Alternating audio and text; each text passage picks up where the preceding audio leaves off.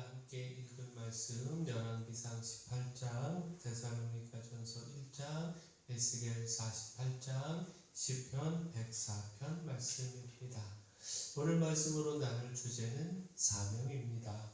우리가 마땅히 사명의 삶, 하나님의 주권, 그 돌보신 은혜를 기억할 때 그 어떤 상황에서도 힘을 다하여 사명으로 살아가야 한다라는 겁니다. 시편 104편은요, 창조주 하나님을 향한 찬양입니다.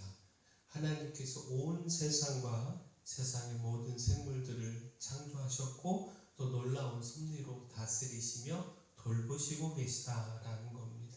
이 세상의 모든 생물들의 필요를 알아서 공급해 주신다라는 겁니다. 뿐만 아니라 모든 것이 하나님의 손안에 있다라고 하는 사실, 곧 죽고 사는 생명까지도 그 주권이 하나님께 있음을 전하고 있는데, 그러므로 하나님을 평생토록 찬양하는 것이 마땅하다라는 겁니다. 그 삶과 죽음이 하나님의 주권 안에 있고 오직 하나님의 돌보심 속에서 우리가 살아간다라고 하는 것, 이것 기억하며 마땅히 하나님을 찬양하는 삶 살아가야 한다라는 겁니다. 따라서 이 시편의 신앙인은 평생토록 하나님을 찬양하겠다 고백을 하고 있는데, 시편 104편 33절 말씀 보면 내가 평생토록 여호와께 노래하며 내가 살아있는 동안 내 하나님을 찬양하리로다. 자, 결국 이 말씀은요, 오늘 우리의 사명을 생각하게 하지 않습니까? 하나님께서 우리를 창조하신 사명에 있지 않습니까?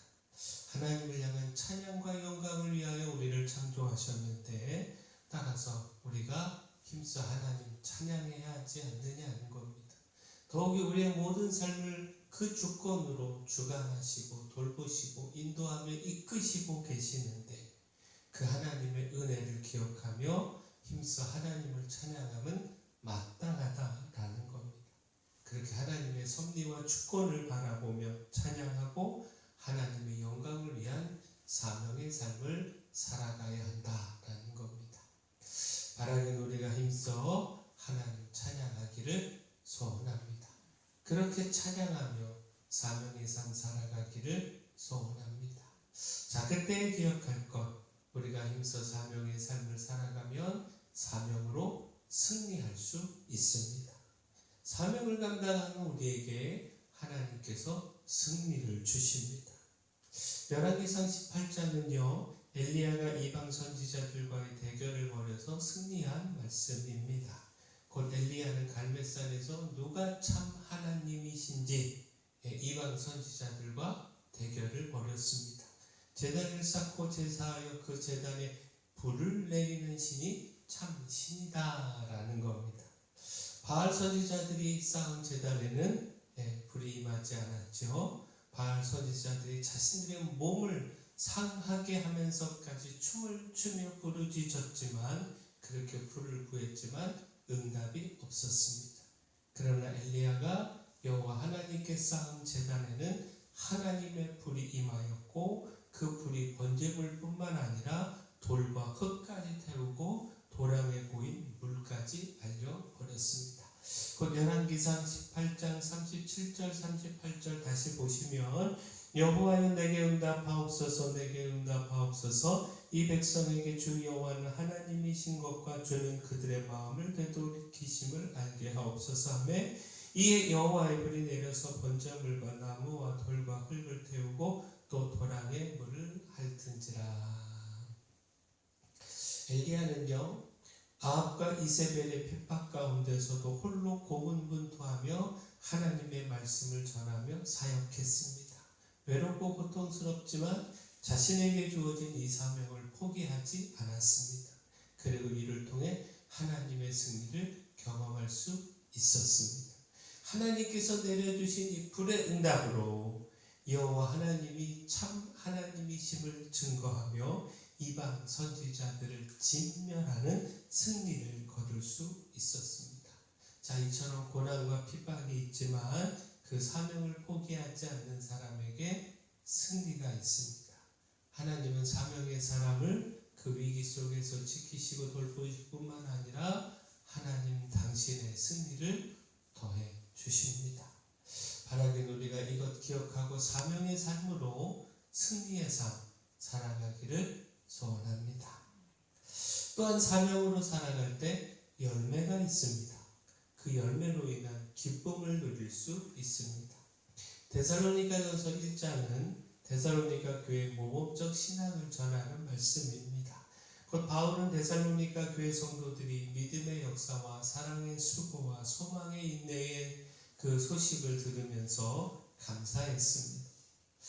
바울과 동역자들은 말로만이 아니라 능력과 성령과 큰 확신으로 그들에게 복음을 전했는데 이것이 열매로 맺어진 겁니다. 이것으로 인하여 기뻐했습니다. 복음을 전하기까지 많은 고난도 있었고 수고도 또 아픔도 있었지만 굳건하게 믿음에 서서 주를 본받으며 살아가는 데살로니가 교인들, 이들이 믿음의 수고, 믿음의 역사, 사랑의 수고, 소망의 인내, 이 모든 삶을 살아가고 있었고 이와 같은 삶이 그 복음을 전한 바울과 그 동역자들에게 열매가 되고 기쁨이 됐다라는 겁니다. 데살로니가전서 1장 5절을 보면 이는 우리 복음이 너희에게 말로만 이른 것이 아니라 또한 능력과 성령과 큰 확신으로 된 것임이라. 우리가 너희 가운데서 너희를 위하여 어떤 사람이 된 것은 너희가 아는 바와 같으니라. 자, 결국 무엇입니까? 고난 가운데서도 수고하며 포기하지 않고 사명의 길을 걸어가면 반드시 열매가 있다라는 겁니다. 힘써 살아가는 그 사명의 삶에 하나님께서 열매를 거두시게 한다라는 겁니다. 이 열매가 우리의 고난, 우리의 수고를 다 잊어버리게 할 만큼 큰 기쁨이 되는 것이죠.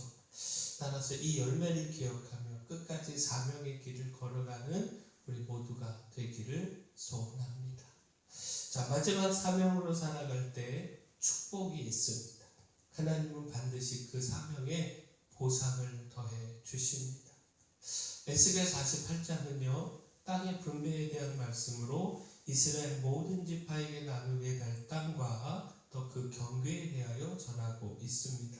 근데 주목할 말씀이 사독의 자손들에게 약속된 땅입니다. 에스겔 48장 11절 말씀 보면 이 땅을 사독의 자손 중에서 거룩하게 구별한 제사장에게 돌릴지어다. 그들은 직분을 지키고 이스라엘 족속이 그릇될 때에 레위 사람이 그릇된 것처럼 그릇되지 아니하였느니라.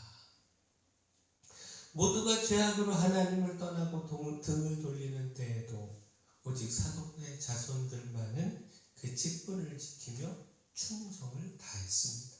하나님께서 맡기신 그 사명, 제사장으로서의 사명 버리지 않았습니다. 따라서 하나님께서 그들을 향한 축복을 말씀하신 겁니다. 성전을 중심으로 사방을 거룩한 땅으로 구별하여 사독의 자손에게 주어야 함을 말씀하셨는데 그 충성한 사명에 축복으로 응답하셨다라는 겁니다.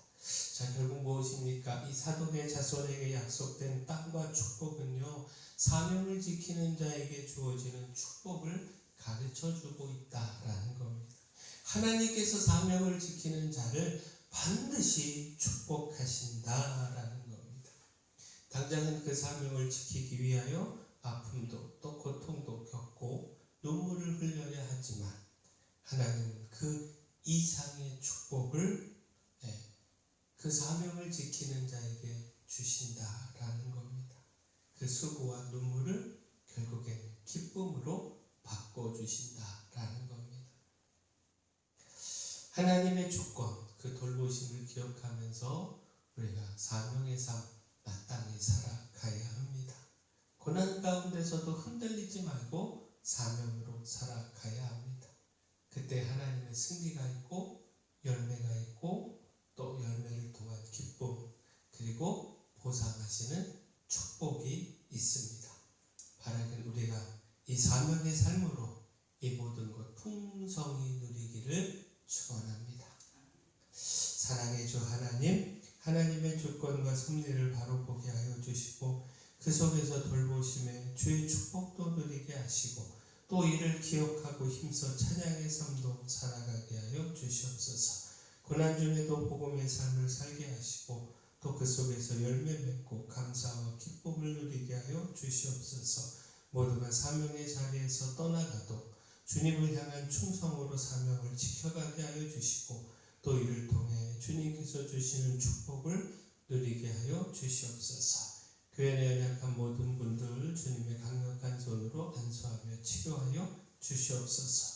수험생들 기억하여 주시고 힘주시고 건강 지켜 주시옵소서. 가을철 되신 밤에 함께 하셔서 각 가정들마다 주님의 말씀 더하시고 또 주의 풍랑의 강물이 풍성하게 하여 주시옵소서. 저희 교회가 이 마을을 섬기며 빛으로서의 소금으로서의 사명 잘 감당하도록 힘을 더하여 주시옵소서. 모든 것 주님께 맡겼고 예수님 이름으로 기도합니다.